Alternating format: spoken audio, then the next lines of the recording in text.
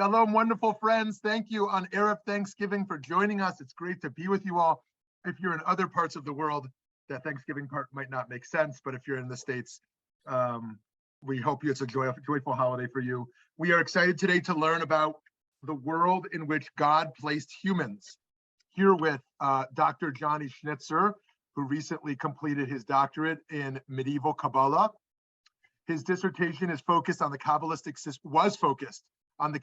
system of thought of Rabbi Joseph ben Shalom Ashkenazi. Jonnie's also preparing a critical edition of Ashkenazi's commentary on Sefer Yesira, probably the only Ph.D. student or graduate now, the bio still says student, graduate in Jewish philosophy who can say that he once beat the head of Israeli naval commandos in a swimming race. Jonnie's also the author of a Mossad thriller, The Way Back, which paints a picture of contemporary Israel. Jonnie has recently orchestrated the publishing of an English edition of the Hitler Haggadah, an important piece of Moroccan Jewish history from the Holocaust. He's also taken on several leadership roles in the Jewish world, including advisor to the CEO of Birthright and executive manager with StandWithUs. He lectures on a wide variety of topics relating to Judaism and Israel, especially about the untold stories and unspoken heroes of Jewish history. Happily married with 4 gorgeous little kids, lives in Israel, and thinks that Australian rules football is the greatest sport ever invented. So you can debate with him about that. And as always, our hearts are with our friends in Israel after a really brutal terrorist attack that just occurred. Hopefully those victims will have a speedy and quick recovery. And Dr. Jonnie Schnytzer, we are happy to learn with you today, the world in which God placed humans. Thank you for being here. Thank you. Thank you very, very much. Okay, so we're going to start. I'm going to share my screen. Brilliant. So, you know, as Shmuley had just mentioned, Rabbi Shmuley, you know, what I like to focus on is these untold stories. And I think today we're going to focus on one of the greatest untold stories in medieval Kabbalah. And it comes in perfect timing because, you know, so in this talk, I guess as a sort of prelude, we have good news and we have bad news. And we'll start with the bad news, right? The bad news, we know we're living in a fractured world. We know we're living in a world where, you know, these beautiful gum trees, you know, rainforests, whatnot, we all know about global warming. We know about, there's this sort of feeling that, you know, we're ruining stuff. And in order to be able to heal this fractured world, in order to be able to, you know, to make a positive difference, to create instead of destroy, I think we need to go back to some sources, to some kabbalistic secrets that I think are going to completely topple, completely change, revolutionize the way we view what it means to be a human, what it means, what our ethical responsibilities, our relationship between humans, the animal kingdom, humans and the natural world, and so on and so forth. So I want to delve a little bit more into the bad news, okay? I'd like you all to meet Mindy. I don't know if any of you have come across Mindy, but there was a study that was published this past week where scientists wanted to understand, let's take the humanoid, let's take the human who is constantly focused, arching our backs and necks into the computer screen, constantly holding on to our mobile phones, can't let it go. What are we going to look like in 3,000 years? And they perpetrated Mindy. Now, this is shocking, right? This is we don't want this, right? This is a world, and especially when we think of, you know, you read of these midrashim, you read of these commentaries of, you know, of Abraham, the children of Abraham, Dinah, the boys, the girls. You read of these, you know, heroic, these very healthy, large, you know, people that had longevity, and now we're going to get to Mindy. Right, the sort of the discrepancy is huge. Like, what are we doing? What are we doing? God created this wonderful world, and we're on our way to becoming Mindy. Okay, but it gets, the plot thickens a little bit more. Okay, the metaverse. Now, so not only, and I'm purposely being provocative, when there's questions, open up, bring a different view, I'd love that, but I'm purposely sort of stressing this point. So not only are we ruining our planet, not only are we going to become Mindy in 3,000 years, But while we are busy destroying the world, we're basically telling God, guess what? We're creating an alternative virtual world. We're the gods. We get to do whatever we want, and it's called the metaverse. So whoever doesn't know what the metaverse is, right, it's this idea that, we put, now there are positive aspects to it. The idea is we put these things, these glasses onto our faces. And let's say I'm a grandparent and I have a grandchild that is very far away and I can't see them. There are very positive aspects to the metaverse because it enables us to meet with our grandchildren in this, or our lovers in a room or in a holiday resort that we don't have the funding to pay for, but thanks to computer programmers, we're able to have this lovely setting which increases our stimulation at the point of this meeting, right? There are wondrous things. But one also can't help but wonder, is this perhaps one of the greatest desecrations of God's name? Because it could be seen as an insult to say, you've created this world, it's all great, but it's not enough. We want more. We want something virtual. Now, I'm going to leave it out for question. One could ask, or one could argue, that the metaverse is not the greatest form of desecration of God's name, but one of you could argue that it's one of the greatest sanctifications of God's name, and we might leave that to the end. But it looks grim, right? So thus far as the bad news. The bad news, things don't look so good, but guess what? There is good news, and the good news is that, thanks to digitization, we have today access to kabbalistic manuscripts, to secrets of the past that we never were able to visit. We were never able to learn from. And you know what? I'm going to say at the outset, there is one secret I'm going to share with you tonight that is one of Kabbalah's best kept secrets. I kid you not. I even was thinking whether it is something that we can talk about. I was not sure if we can talk about it. And thinking about this ethically, I'm convinced that today more than ever, such a secret that for hundreds of years, Kabbalists were not, out of their lips, were not willing to talk about, today might help us. It might have an ethical purpose because it'll help us view the world in a different way. And you know what? For that, it's a pretty good thing. Okay, so let's begin. So how can we start this journey of viewing what it means to be human, what our relationship is to the natural world, how we are meant to view our dogs, our cats, how we are meant to view ethically the food that is on our plate before food consumption? Have we ever thought of food consumption as not a power struggle, right? A power game between us who's and them it's. But have we ever thought of the food that goes into our mind, of this culinary concept, as an ethical practice? Kabbalists have a lot to teach us about this, but again, this is an untold story. What I'm about to tell you tonight, this afternoon, night in Israel, is a marginalized story. It's a story that has been marginalized, as you see here in the picture. What you see here is a manuscript from the 14th century in Spain, and there is a secret in the margins. What we are about to talk about tonight are literally secrets that have been marginalized, because by and large, as we are going to see, mainstream Kabbalah, and we'll touch upon what that means, much like the rest of the world in the medieval era and even today, is anthropocentric. What does anthropocentric mean? It means that the human is at the center of everything. We are the only ones that matter. Everything else is here to serve us because we were created in God's image and nothing else. Wonderful. Okay. So in order to jump into this Kabbalah, this marginalized Kabbalah, but a super profound and important Kabbalah, I want to paint the picture. I want to give you how one could view medieval Kabbalah, because great scholars like Gershom Scholem, Moshe Idel, Chaviva Pdaya have written about this. I want to give a slightly different take. I'm going to bring in a bit of Jewish chutzpah. Okay, so usually, if you read on Wikipedia or anywhere else, medieval Spain, 13th century Spain, where Kabbalah is being crystallized, what this means is that Jewish mysticism from the time of the Second Temple, perhaps from the time of Mount Sinai with Moses, is going through a journey where secrets are slowly starting to be disclosed, they're starting to be written down, they're being developed.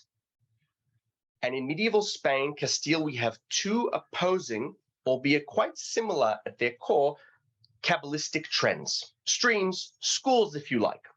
The first one is what we are going to call the theurgic theosophic Kabbalah. Now, I know this sounds like a big word. What does this mean? It means that this Kabbalah focuses on the secret meaning of the commandments, meaning for the Jew, and primarily the Jewish male, when a Jew keeps a certain commandment, what the theosophic Kabbalist is interested in is understanding how, or creating a change in the Godhead. The purpose of theogic Kabbalah is for us by going along with certain commandments. It could be, it could be Sukkot, it could be Rosh Hashanah, it could be praying. It doesn't matter what, any commandment. Our goal is to create a change in the upper world in the Godhead. What does this mean? It means we want to unify the Godhead. The Godhead needs our help. God, or part of an aspect of God, needs our help. There is also a fracture in the upper world, right? This is something Maimonides would never agree to, and Kabbalists say, look, things are more complicated, but that's a different talk. So we have this fracture, and so by committing the commandments, we are healing the upper world, and in return, this bounty, shefa, blessings pour down to the world. And who is important in this world? The human. This is an anthropocentric system. What matters is us. By the way, a representative of this theosophic Kabbalah is a book you've probably all heard of. Madonna's heard of it, the Zohar. The Zohar is a classic example. The Zohar, now the Zohar is a bit different because the Zohar, a Zoharic Kabbalist, do you know what a Zoharic Kabbalist's greatest fear is? That mommy and daddy in the upper world do not get divorced. That's sort of, ke'ilu, pretend. The idea is we're meant to take this metaphor and internalize it in a deep, profound way to try and understand what this means. But that's in a nutshell. So we're meant to keep, we're meant to do the commandments in order to keep them together above, to bring downpour down below, for the sake of us, humans. Okay, and by the way, if you read the Zohar or other similar Kabbalistic tracts, read about, the purpose of animals, the purpose of nature. It's for the sake of us. Okay, that's theogic Kabbalah. So theogic Kabbalah is interested in a change in the Godhead for us. Now we have the other major trend, ecstatic Kabbalah. Ecstatic Kabbalah can also be called prophetic Kabbalah. This is a school run. It's a one-man show, Rabbi Abraham Abulafia. He's kicked out of Spain because the majority of Kabbalists don't accept this. He doesn't go with this idea of the dynamic Godhead, the spherotic Godhead, and the need to unify. Ecstatic Kabbalah is interested in one thing. It is in transforming or creating a change in the human Kabbalist, who wants one thing and one thing only, to cleave to God, dvikut, lihidabek. We want to cleave to God, and through different letter combinations, meditation, focusing on one word, on a combination of words in order to forget everything, our ultimate goal is to cleave to God for our own sake, right? We want to transform ourselves in order to cleave, and the idea then is we'll reach some profound prophecy, which is meant to benefit who? Humans. Right? These are two, and this is something that hasn't been, this is something that researchers sort of put aside. Usually when we look at these two schools of thought, then scholars will say Zohar is theocentric. It puts religion at the heart of the system because it's all about the commandments. And Abulafia is a gnomic, it's all about the mystical experience. But one could argue that the commonality, the common denominator between theogic Kabbalah and Abulafian Kabbalah, ecstatic Kabbalah, is that both are anthropocentric. Both are interested in and are solely focused on various changes, be it in the human, be it in the Godhead, for the sake of the human. We must ask ourselves, is there a place in these Kabbalistic systems for rainforests? What is the purpose of a walk in the forest according to these systems? What is the purpose of food consumption according to these systems? Is there room for a dog or a cat or a cow in these systems? And if so, what is it other than bettering our own selves? Enter a third trend, a Kabbalistic school that has been neglected, has been marginalized, the school of Yosef ben Shalom Ashkenazi. I don't think he was the sole rabbi in the school, but he is one of the major representatives. And for the sake of our talk, we will call it scientific Kabbalah. And why are we going to call it scientific Kabbalah? Because one of the greatest differences between, if we think of Greek philosophy, Aristotelian philosophy, and Plato's philosophy, is while Plato is interested in the upper world, Plato is interested in truth, which is only spiritual and above, and trying to understand that reality and connect to that reality through whatever we have here in the, the lower material world. Aristotle, while he's interested in metaphysics, is fascinated by the shells on the beach. He is fascinated by trying to understand. There is also, meaning the scientific aspect is an aspect that is also fascinated by nature. If we think of Heschel, right, this idea of awe, you can't help but think, right, when we think scientific Kabbalah, we are still trying to understand and reach the upper world and connect and create a confluence between the upper world and the physical, the material world, but we are also in awe with the world we have here, as we're about to see. And in this, and now what's interesting about this school, so this school is a sort of a 13th century school. We know nothing about Yosef ben Shalom Ashkenazi. We know nothing about the sort of chief perpetrator of this Kabbalah, other than a couple of facts. One thing we know is that he comes from the family of Rabbi Yehuda of Regensburg. Rabbi Yehuda the pietist, he comes from a family of German pietists. So his name is Ashkenazi, implying he's no longer in Ashkenaz. He's wandering Spain, Barcelona, where Sefer Yesira is the book to understand. And this is important to note because unlike Heichalotic literature, right? If we go back to the Second Temple for a moment, we can also see a anthropocentric as opposed to an ecocentric almost trend. We have Heichalotic literature, which is focused on, right, this is Rabbi Akiva. Rabbi Akiva and his friends are interested in reaching the realms of God, in visiting the chambers of the holy chambers of God, uplifting themselves in paradise, whereas Sefer Yesira, whoever wrote it,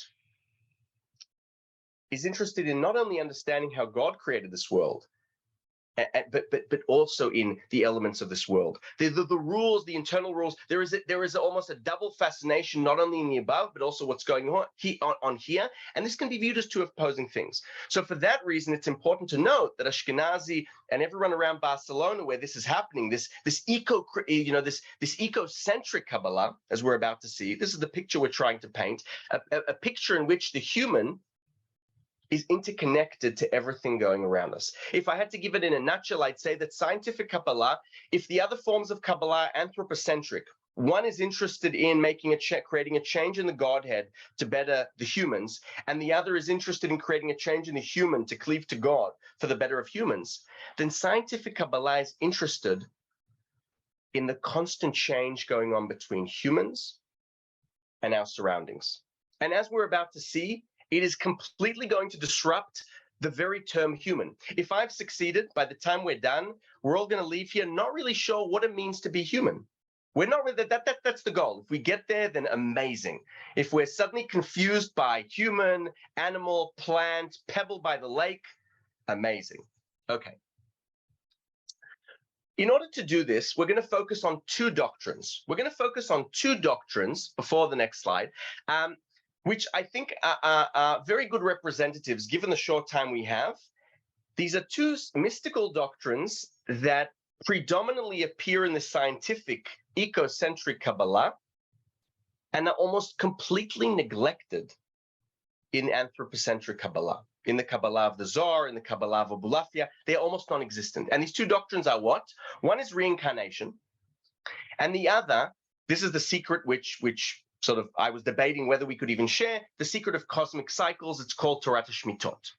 Now, just so we understand how secretive this is, if I asked you now by a raise of hands, who's heard of reincarnation? I'm sure that 99.9% will say me. And I'm also sure that if I asked one of you what reincarnation means, you'd know quite a bit about it. You know what? Even if we Google it, Google knows a whole lot about reincarnation, right? This isn't obvious. Now, why isn't this obvious? Because if we went back to 13th century Spain and you asked, right, 10 Jews, 10 non-Jews, anyone, what is reincarnation? 9 out of 10 would have no clue. And the one person that knew would know better than to tell you what it means. Okay, but something's changed. Today it's kosher. That's a separate story why. But Torah Shmitot, the secret of cosmic cycles, When I ask today, I go around lecturing about this topic, and I ask, I want to raise of hands, who's heard of Torah Shmitot? Who's heard of cosmic cycles? Unless you're an academic focused on medieval Kabbalah, highly unlikely. And you know what?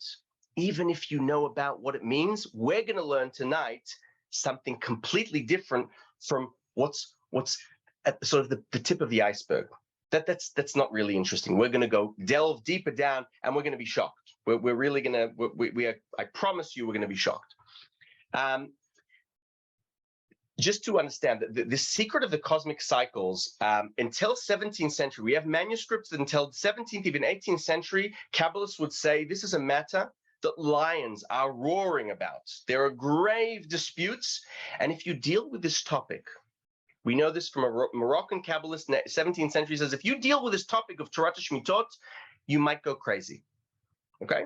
So this is one of the reasons why we didn't get into it. Okay. Now, just before we get into our first doctrine, reincarnation, I just want to give you a brief history because I'm not sure who knows or doesn't know. Reincarnation explicitly appears for the first time in a Hebrew or a Jewish book, because it's in Judo-Arabic, in a Jewish book in the 9th century. Rabbi Saadia Gaon, Jewish philosopher, and guess what he says? He says, paraphrasing, there's a group of people, right? We're in Babylon, we're in Iraq. There's a group of people that call themselves Jews, and they believe in reincarnation, right? We don't. Maimonides doesn't even mention the word once. He's not willing to mention the doctrine of reincarnation. Some could argue, and I can leave it for questions in the end, that it appears in the Talmud. I have a case that it appears in the Talmud, but we're going to put that aside. In the Bible, it doesn't appear face value. In the Talmud, it doesn't appear. And 9th century, it's negative. The first time that it appears in this radical form that we're about to learn today, in a way that everything reincarnates into everything in the Jewish bookshelf, is now ecocentric, scientific Kabbalah of Yosef ben Shalom Ashkenazi, and this is already going to change the way we view things. Okay, now what you see in the background, by the way, this is a 14th century manuscript. This is this beautiful binding. It's absolutely gorgeous. It's sitting in the Bodleian Library in Oxford. It was from the collection of David Oppenheim, who was the chief rabbi of Prague, this huge, great collector of books, and Oxford bought his collection. And inside this book, this very book that David Oppenheim owned, we have the commentary of Sefer Yesira written by Yosef ben Shalom Ashkenazi. Now, the reason I didn't send a source sheet, we're going to see in a moment, is because we need to discuss these. We really need to understand what we're reading. But okay. So let's start with a working term, with a sort of working definition. And here we're going to define human through reincarnation, our first sort of snippet. All beings, this is Ashkenazi's greatest rule. The most important rule appears nowhere else in Kabbalah outside of our scientific Kabbalah, 13th century.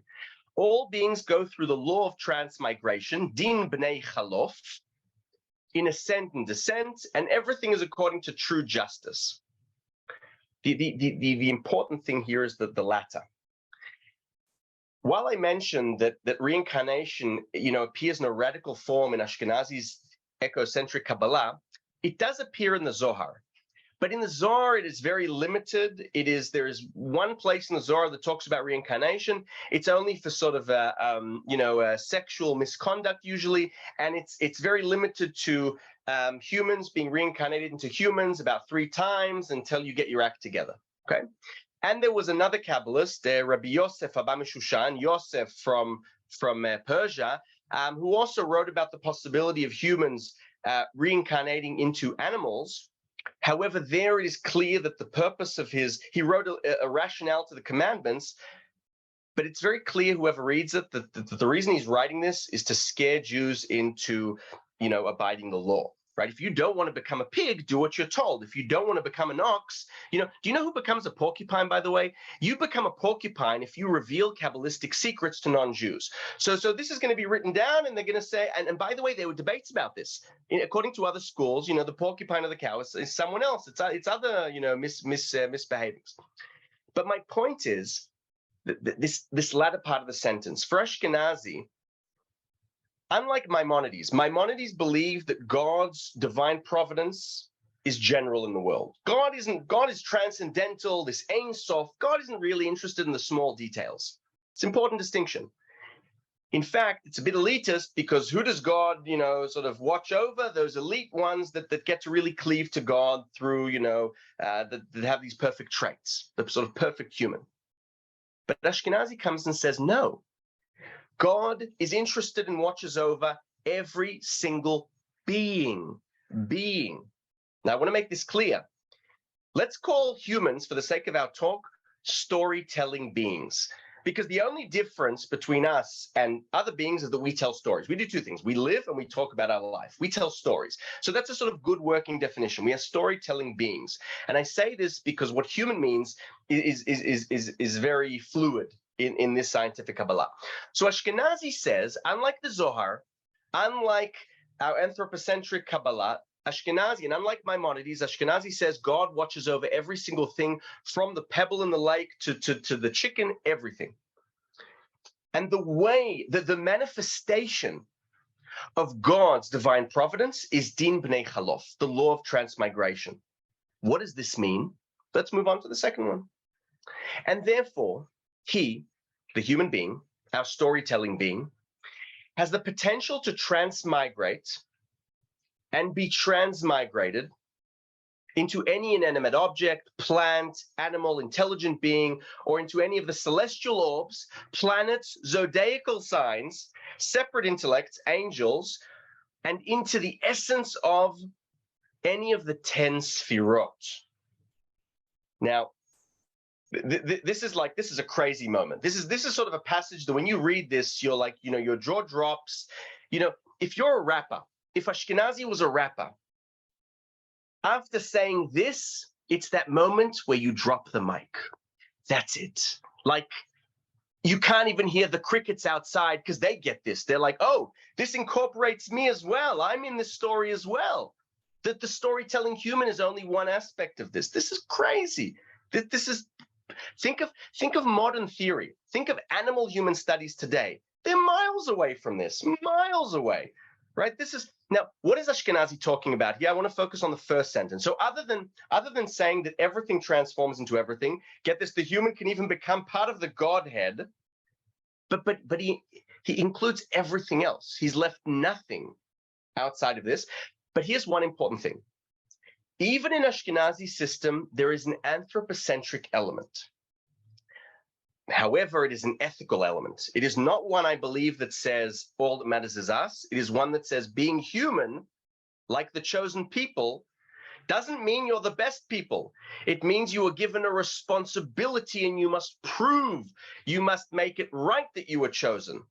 Right? So what does he say here? He says here, and therefore, the human being has the potential to transmigrate. In Hebrew, legalgel means we have the ethical responsibility. We are, as storytelling beings, we also have the power to make this happen to others.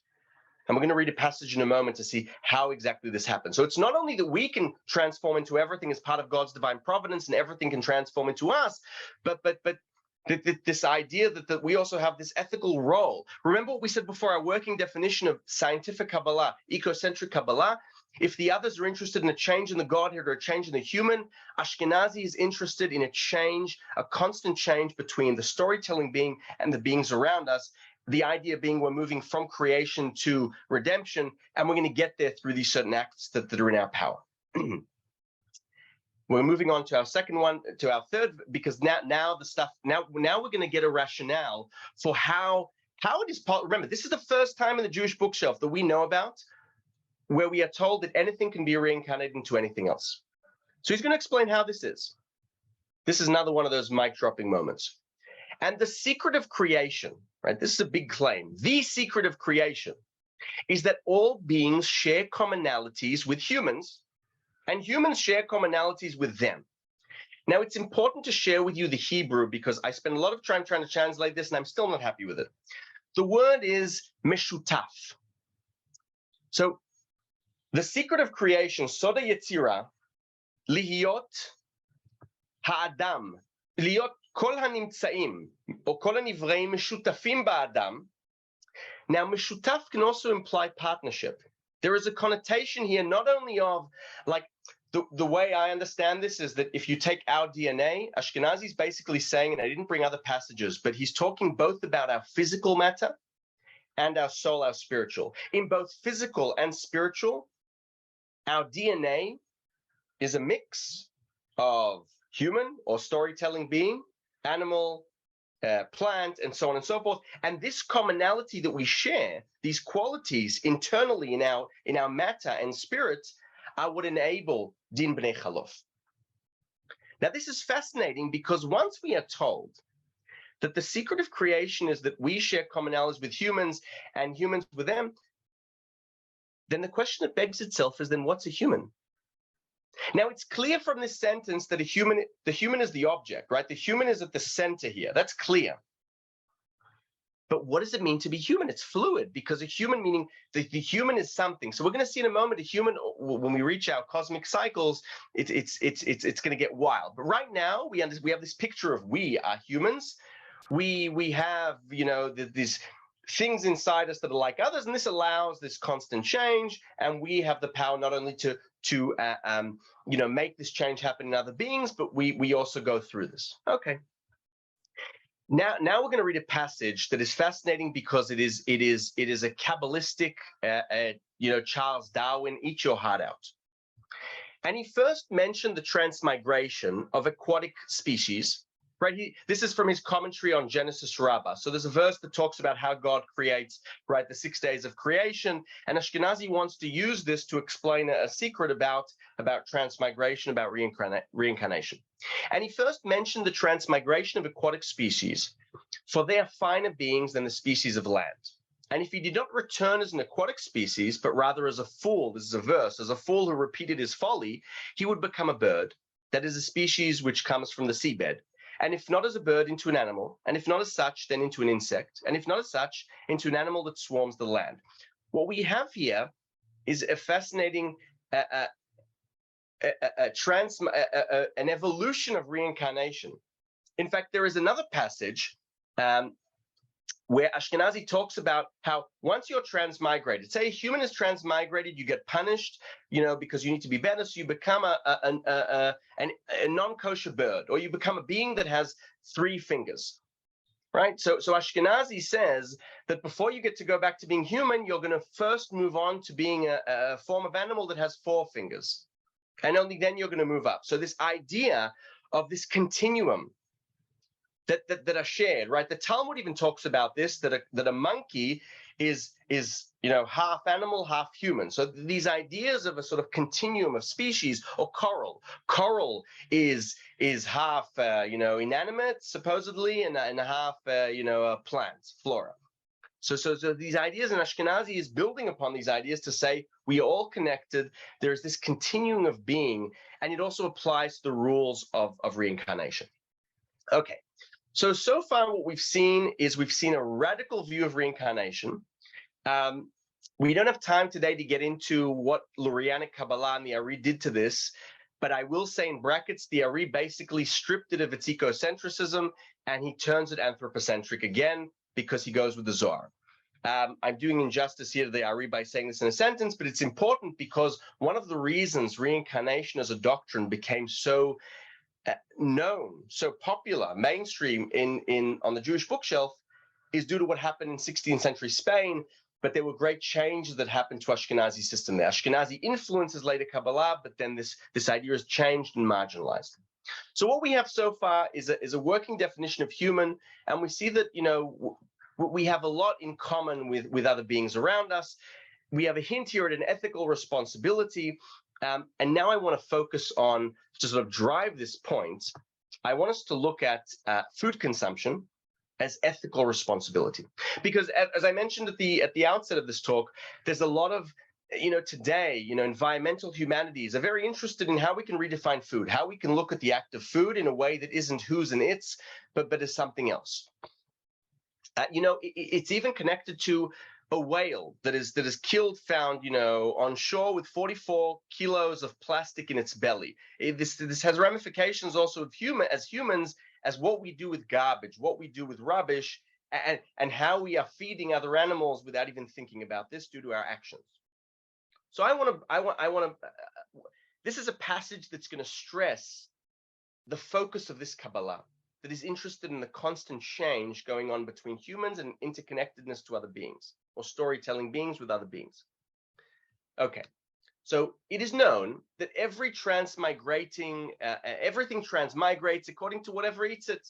For example, now, by the way, the reason he's going to give us an example is because he knows that no one else in Kabbalah 13th century is talking about this. So we need an example, because what is going on here? What are you meaning? We need to understand that this first sentence is a bomb. This first sentence is not obvious in Zohar. It's not obvious anywhere else. So everything transmigrates according to whatever eats it. For example, from the food eaten by an animal, that which is worthy of generation, meaning to be reproduced, will become part of the animal. And that which is, so grass, if a cow eats grass, the grass now is being elevated from plant to cow. And that which is worthy to become an insect will become feces. And from feces, an insect. Right? Fascinating. Ashkenazi says nothing gets wasted. This says that excrement is important. And this is fascinating because there are Hasidic texts where excrement is impure, it is tum'ah, it is, right, this is part of this. What we're looking at here is a material turn, a positive material turn in medieval era, which to my mind has been killed, has been sort of marginalized later on the Jewish bookshelf for anthropocentric purposes. In much the same way, that which is worthy of becoming human, right, whatever human means, will become human by a person's eating it. And what is worthy of corruption will become feces. But as we saw, corruption does not mean death. It means changing to something else, perhaps going down in the rule of transmigration.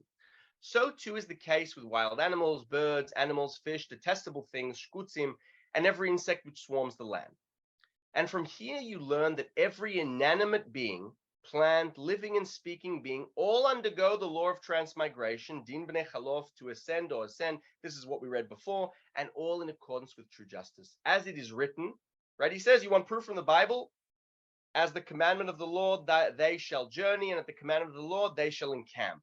God is constantly watching over the transmigration of every single being.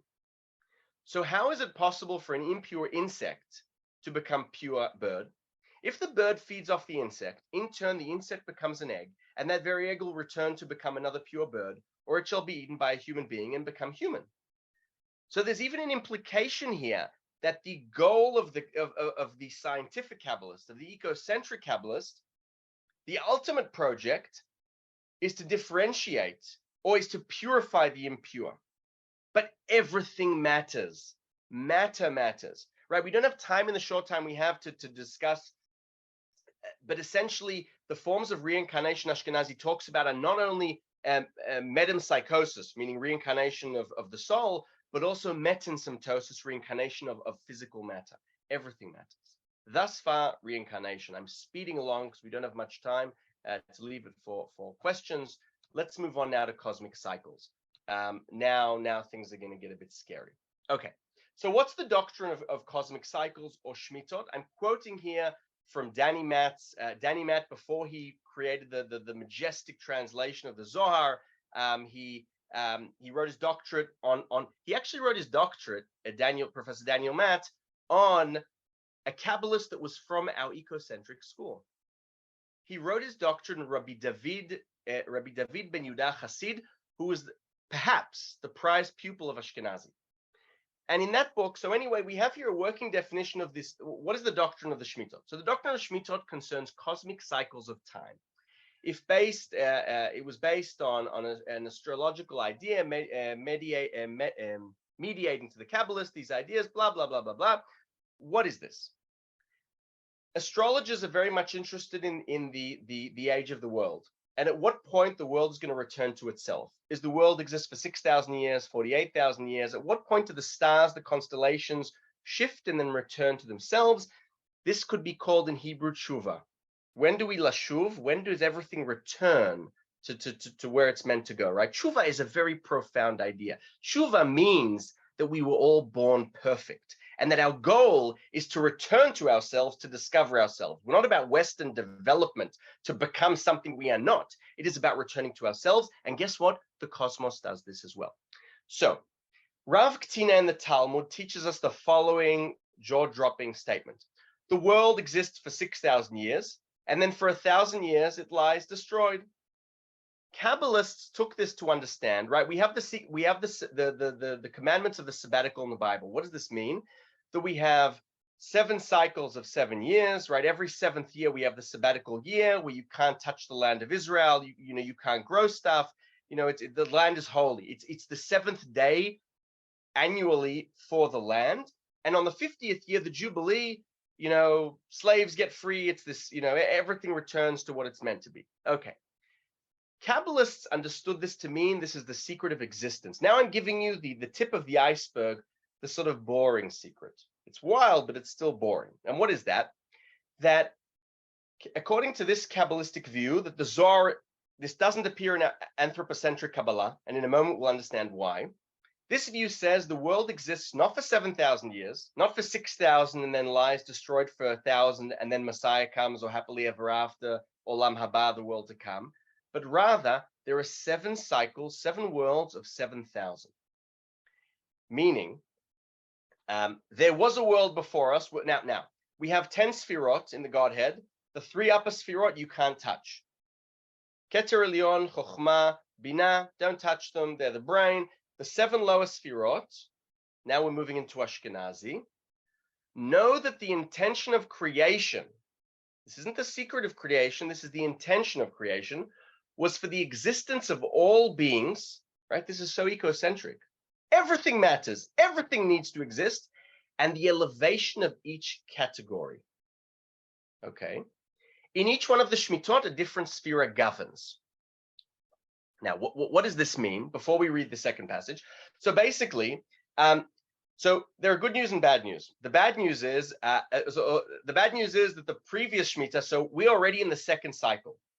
The world has already gone through 6,000 years. The previous world, which was governed by Chesed, it was a great world because Chesed is a great attribute of God. We'll get to that in a moment.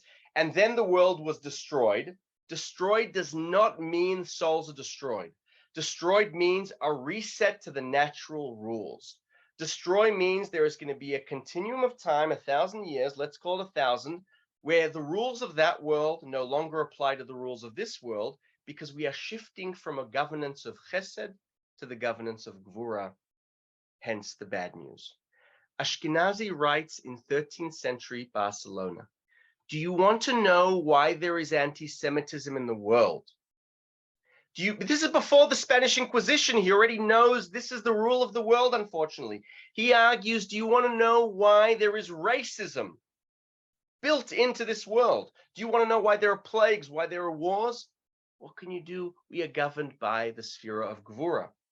It's not all bad, but it's stern judgment. And this also explains why the Torah that we have in this world, okay, this is another sort of secret.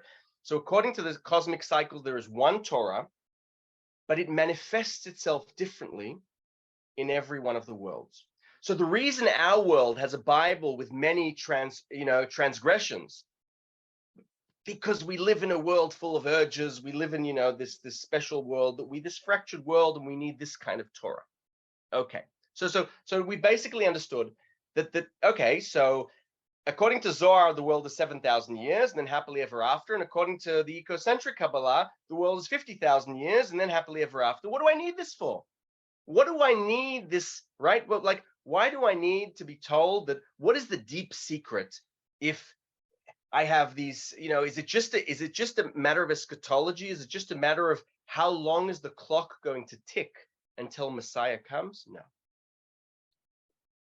And the wise person will understand from their names of the Sfirot who, that is which category, governs in each Shemitah, whether it is the human upon others or others upon the human. Do we realize what we've just read? What we've just read here is a Kabbalist telling us that in this world, humans rule the natural hierarchy, right? We have humans, we have animals, we have plants, we have inanimate objects. Ashkenazi's telling us in this world, the humans govern because we're governed by a Gvura, and so that's what the constellation needs to be. But if you understand the secret of the Sphira, of what Tiferet means, of what Netzach means, of what Hod means, you will know the implication here is that in the next cosmic cycle, we're not the ones in charge. This is like Planet of the Apes, like not really, but it's sort of, to drive a point home. This is crazy. This is a medieval storytelling being who can accept the fact that human dominance is temporary. That's wild. Cosmic cycles, the secret of Shmitot, is the macro of reincarnation. This is why these two doctrines go together. If the other one is talking about how there is no such thing as human, because we are interconnected, and yes, the only thing we can say about a storytelling being in this world is that we have an ethical responsibility to drive the change towards purification of everything, that's temporary. In another world, things are going to change. And it's not going to mean we've completely toppled what it means to be human. Now I'm going to share with you a hypothesis, and this is really scary. Our Torah, in the Shemitah of Gvura, right, tells us that humans were created in God's image. Could we imply from this? I'm going to be very careful. Could we imply from this that in another Shemitah, where there's another Torah, that verse is different? That the creature, the being that is created in God's image in a different Shemitah is not the human? Now, this is wild because anthropocentric Kabbalah is not only solely focused on the human, but is solely painting a picture of the Godhead as an anthropos, the Godhead as a human. However, our ecocentric Kabbalah is saying, no, it's everything, right? If you take every cosmic cycle and put them together, you have this beautiful picture of everything matters, and God is governing over everything. Now, this is a secret that was kept for hundreds of years. But you know what? Today, it might be time to start talking about things like this. Because perhaps today we need to change or view or go back to our sources to try and see what can medieval Kabbalah, what can scientific Kabbalah, what can Ashkenazi help us to redefine, right? To make more relevant a walk in a forest, to make more relevant the next time we're walking in the street, we see a pigeon, we see a pebble, right? Well, it's not only about, it's not only about the flower industry during Valentine's or whether you're allowed to, it's interesting. We talk a lot about vegetarians and sort of being vegetarian. One could argue, but we are so influenced by Greek philosophy and this Aristotelian idea of anima, that the only thing that lives is something that moves. Ashkenazi in another place in his commentary says, no, Aristotle, you got it wrong. Do you know why? Because the world rotates. And if the world moves, then everything has life, Aristotle. Right? This is wild. This is a scientific Kabbalist. This is someone that says, I need to use my scientific dagger when I want to prove Aristotle wrong, and then use it as a platform to show what ecocentric Kabbalah is all about. I'll conclude with 1 minute just to sort of to understand. So I'm part of my research, I'm fascinated by trying to find other Kabbalists, other than Ashkenazi, that had such a view. I found a manuscript from 1403, somewhere in the Byzantine Empire, that is a commentary on the Bible. Now, this is wild because Ashkenazi is a theoretician. He's also a practicing Kabbalist, but he's not interpreting the Bible according to cosmic cycles. What we're about to read now is an example, I think evidence, that cosmic cycles as an idea was so profound that in a certain school of thought, in a certain study hall, Jews, Kabbalists were interpreting the Bible according to Shmitot. Okay, so Jacob, in the Torah portion of Vayechi, he blesses his grandchildren, the famous blessing, Vayidgul amalach goelati, Vayidgul arov, and may they proliferate abundantly like fish, Vayidgu, right, like dagim in the water, fish in the sea, in the land, to be blessed, and this is the Kabbalist already interpreting, to be blessed by the reward of the Shemitah. And this is what is alluded to in the Torah by saying proliferate abundantly like fish. Vayidgu means fish. This alludes to the previous Shemitah. which was chesed and the attribute of water. And all beings of that Shemitah were not bothered in water. They were not bothered because they were in water, and they would swim in water like fish, and nothing bothered them. Now, this implies, right, that there is no human in the previous world. Everything's swimming like fish. This is incredible. But not only this, so what does this interpretation say? It says that what was the blessing that Jacob gave his grandchildren? He said to them, you're living in a world of Gvura. It's a tough world for a Jew to live in, for any storytelling being to live in. I want to bless you that may your entire life be governed by the Shemitah of Chesed. That is a beautiful blessing. It was great back then. So this is just to show that this idea of ecocentric Kabbalah, scientific Kabbalah, appears elsewhere. And my hypothesis is being marginalized. It's something that's sort of being pushed aside. And, one of the things that I'm fascinated by is to dig up these different manuscripts where we have these opposing views. We have views that I think today are very, very relevant. I hope you've enjoyed yourself. I hope you.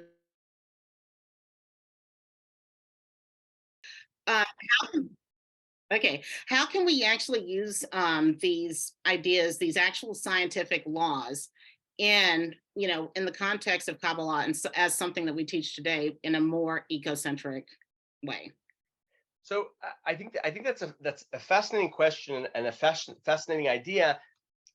I think Ashkenazi, right? What you're saying now is essentially the simple answer is doing what Ashkenazi was doing. It's right. This, unlike Zohar, unlike other very profound and important forms of Kabbalah, there was the problem that many Kabbalists and Hasidim have with nature is that when you're not scientific, when you're platonically interested in just sort of elevating to the divine, then there's no room for what's going on here. Meaning the scientific investigation, that sort of modus operandi, the mindset, is part and parcel of the scientific Kabbalah.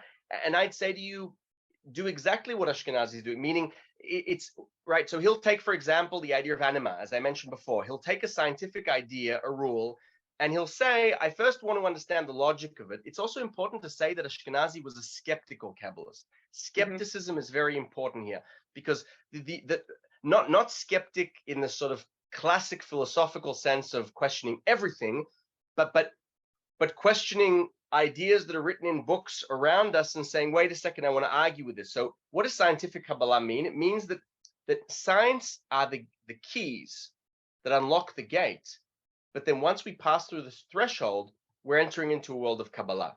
And it's important to say this because there were many letter combination and mystical meditative systems Ashkenazi had. He had that as well, but it's putting it together with, so meaning the first item of action is, let's take law, the conservation of mass. Let's try and skeptically think about this. Do I accept what is said about this? What do I have to say about this? And then trying to see how I can apply this or create a confluence between this scientific idea, because that's what Ashkenazi is doing. He's saying the only way I can make science supposedly perfect, the only way I can make astrology perfect, anatomy perfect, is by creating a confluence with mysticism, with the knowledge which is not embedded in the mind of a scientist that is deducting stuff. And the problem with deduction is that a human mind, if you don't have the help of the divine, the working assumption is you're going to make mistakes. Yes. And they're going to print a book and you're going to say this is the rule, and it sticks for thousands of years, right? 2 + 2 is 4. We don't even know if that's true, but we cheat our kids. We just keep teaching them 2 + 2 is 4. Go argue with that. Well, right? Under a different Sephira. I mean, I'm just saying, under a different Sephira. Yes, but I think it's a wonderful, wonderful point. And I think it's precisely things like that. I think it's fascinating. In fact, I think it's a fascinating thing to piece together. Other questions? Interesting to consider research that suggests that plants have levels of intelligence, that plants communicate with each other, lateral evolution of soul rather than a hierarchy from the pebble or grass to human. Yes, exactly. So when we think of, right, and the reason I brought the idea of like walking in nature, you're walking across gum trees or anything else, this system says ultimately there is a soul within this tree, like an actual soul, meaning if the assumption is that in this world, human makes mistakes or gets rewards, and as a result is then transmigrated into something else, then both the plant, the pebble, and the human share the same thing, and that is a soul. And if that is the driving force, then yes, no doubt whatsoever, according to ecocentric Kabbalah, you have, one could argue, I think it's an interesting question. Do you have the same intelligence or the same potential of intelligence? Because there are certain things that you can't quite do, because being a plant or being an animal, you can't, and so on and so forth. It's interesting, by the way, because according to Lurianic Kabbalah later on, the Ari makes a distinction between, humans that don't know that, what they were reincarnated into or what they've become or their journey, whereas, say, a dog or an animal does know, is aware that I'm being punished, which is pretty scary. Again, this is part of a sort of anthropocentric Kabbalah that looks, I think, at animals, at least not in a sort of a shared view, but in sort of differentiating one to ensure that we keeping commandments. What are the celestial orbs? So there are two things. So with Ashkenazi, he has an entire astro-kabbalistic system. Whoever heard, I think it's on YouTube, we had here a talk about his path to prophecy. It's all about combining both astrological elements and astronomical elements. The celestial orbs here, it's an interesting question because there's a bit of debate about what we're talking about here. Sometimes it can be schalim nivdalim, which are sort of higher forms of intelligence, but usually what we're talking about, literally constellations in the galaxy. But it is a fascinating question because it really is, depending on the passage we're looking at in Ashkenazi, how we really do read those celestial orbs. If there aren't any other questions, then thank you very much. It's been wonderful. Thank you so much for joining us today. It was a pleasure to learn with you, and thank you all for joining us as well. Our next class will be next Thursday on December 1st. We hope you can join us for reading Vayikra with our children, Strategies, Challenges, and Opportunities with Dr. Tammy Jacobowitz. That'll be at 1 p.m. Mountain Time. And wishing everyone who is celebrating tomorrow a very happy Thanksgiving. Have a great rest of your day.